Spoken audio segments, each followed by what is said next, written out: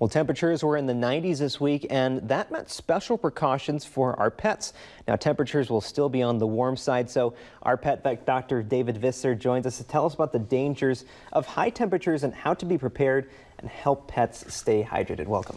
Welcome. You know, I mean, it's a great time having summer and nice weather and everything, but pets are the unsuspecting victims at times. If we have pets that are outdoors, they're going to be exposed to a lot of these high temperatures, and that means hyperthermia risk or even some injury to their foot pads. So it's a very important time to be thinking about prevention and being proactive about keeping our pets safe. Yeah, and kind of talk about, even some of the troubles that pets might have at the yard, at home as well. Yeah, in the yard, it certainly feels like a safe area at home, but it's important that people realize that these temperatures can change quite significantly during the course of the day. Some signs that pets might be having some stress or heat stress, there could be a lot of panting and vigorous panting at rest. We also see sometimes that they're drooling, or there's a lot more saliva coming out. It might be very thick. They might have some difficulty moving around because of the fact that their muscles are sore and they're becoming dehydrated, and so they might be unwilling to rise and move around, and those sore muscles can actually cause so much pain and discomfort that they're unable to move around. These signs can become very significant then, because if pets can't move around, they can't cool themselves, and they're a victim of flies that might come around as well. Gotcha. And what are some of the tips for families who have pets outdoors, maybe even some like, barn cats or other animals? Yeah, this is important to realize that what might be shaded in the morning might not be shaded in the afternoon, but certainly we want to make sure that there's a shade provision for pets. We want to make sure that there's access to cooler areas throughout the day, and as the temperatures change, we want to make sure that they have a place to get to that's cooler. Now, water is, of course, very important because we need them to stay hydrated, but of course a dish that can be knocked over can be a real problem. So the water dish has to be one of these heavy types, or maybe have multiple of them available. And air circulation is really crucial too, for a couple of different reasons. As I said, it can also provide the air movement to keep the air cool, but it also keeps mosquitoes and flies away, and that can be one of the consequences of an inactive dog, is flies coming around. Having a cooling area, it may seem logical to have access to a garage, but those can become like an oven later on in the day.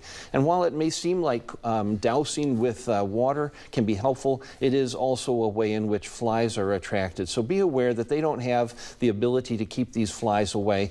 And while we're talking about being outdoors, it's important to realize that indoors is the safest place for pets to be during this type of weather. They just are not completely acclimated to being outdoors. You think of them as wildlife. Hey, we've kept them indoors and changed some of their natural adaptations, so it's not ideal for pets to be out in that temperature like that. Right, and if it's hot for us, it's hot for them as well, and Absolutely. Potentially even hotter. Yes. And dog owners should also be advised, to be careful on walks too. Can you kind of talk about that as well? Yeah, so the pavement, I think it was one of the anchors here was showing how hot the pavement was just yesterday. And I think they showed that it was 130 degrees when they used one of those thermal sensors on it. But the pavement is black. I mean, it's, in the winter, it can absorb and be helped to melt ice, but it's hot. And pets walking on those, you think that their pads are very thick, but they're actually very delicate, and it's just skin. If you use the back of your hand on pavement and it is too hot for you, then it's too hot for your pet as well.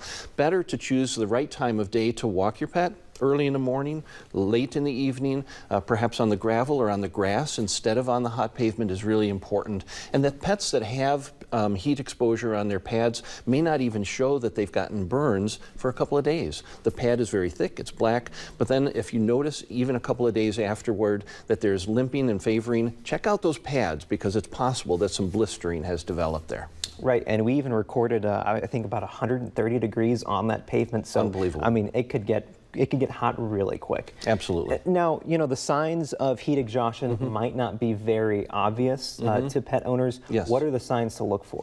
Well, the signs that we were talking about earlier are the main things to watch for. But if these signs then occur, we want to make sure that pets are taken out of those cool temperature, or out of the hot temperatures and into the cooler areas, to make certain that we are not continuing to expose them to it. And while that seems common and common sense, we need to make sure that that that is the first thing to do. And while it's tempting to give them something by mouth, if they overdo the water intake, that's going to cause a lot of nausea and problems. The shift in fluid in the body is really important. The other thing is to not cool them rapidly. Cold water is not a good idea, and ice, that's going to cause constriction of the blood vessels in the extremities, but it is important to cool them in a slow manner. And so cool water can be helpful, but we don't want to have them go through a rapid change. Rubbing alcohol can be helpful if it's applied to the feet, or if it's applied to the armpits areas, or even the hairless areas in the groin. That can help to alleviate some of that heat buildup as well. But these temperatures cooling down slowly is going to be really important, but it's also important to realize that if there's continued issues with the internal organs, you need to have veterinary help. So call the veterinarian even if you got things under control, because some changes with the internal metabolism can cause delayed effects even up to 48 hours afterward. Right, and you know, we talk about heat stress. There's always a difference between heat stress and heat stroke. Can you kind of talk about what heat stroke is, and you know, if it's pretty common? Certainly, it is very common. We're seeing pets. Of course, with this last week, we received lots of calls and people who were concerned about their pets. So concern is one thing. Heat stress is when there's or hyperthermia, when they're just exposed to too much temperature.